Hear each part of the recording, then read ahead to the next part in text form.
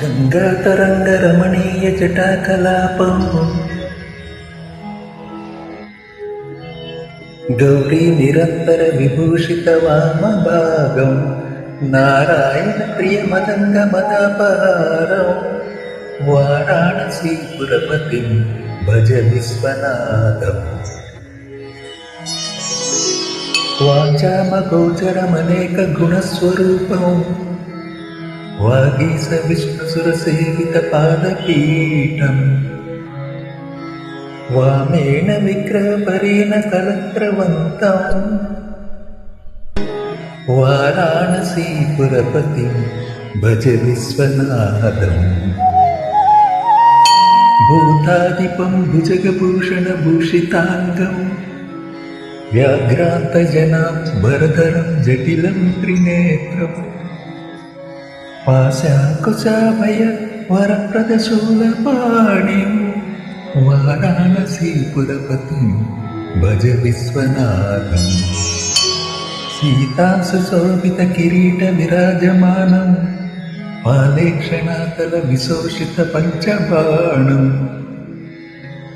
नागादिपारचितभासुरकर्णपूरं वाराणसीपुरपतिं भज विश्वनाथम्। पञ्चाननं दुरितमन्तमसङ्गजानं नागान्तकं धनुजपुङ्गनपन्नगानं दावानलं मरणशोकजराटवीणां वाराणसीपुरपतिं भज विश्वनाथम्।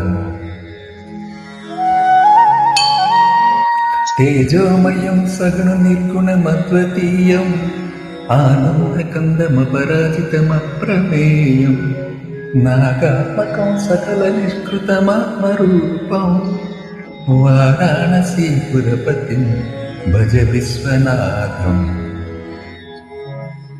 आशाविहाय परिहज्य परस्य निन्दाम् उपेरधिं च सुनिवार्य मनस्समाधौ आदाय हृत्कमलमज्जगतं परेशं वाराणसीपुरपतिं भज विश्वनाथम्। रागादिदोषरहितं स्वजनानुरागं वैराग्यशान्तिनिलयं गिरिजासहायं माधुर्यधैर्यसुभगङ्गलराभिरामं वाराणसीपुरपतिं भज विश्वनाथम्। वाराणसीपुरपतेस्तवनं शिवस्य व्याख्यातम् अष्टकमिदं पठते मनुष्य विद्यां श्रियं विपुलसौख्यमनन्तकीर्तिं सम्प्राप्य देवनिलये लभते च मोक्षम्। विश्वनाथाष्टकमिदं पुण्यं यः पठे शिवसन्निधौ शिवलोकमवाप्नोति शिवेन सह मोदते।